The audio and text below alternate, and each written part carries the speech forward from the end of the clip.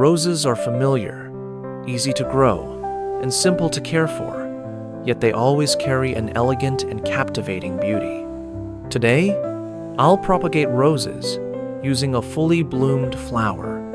To watch the entire video to see the surprising results.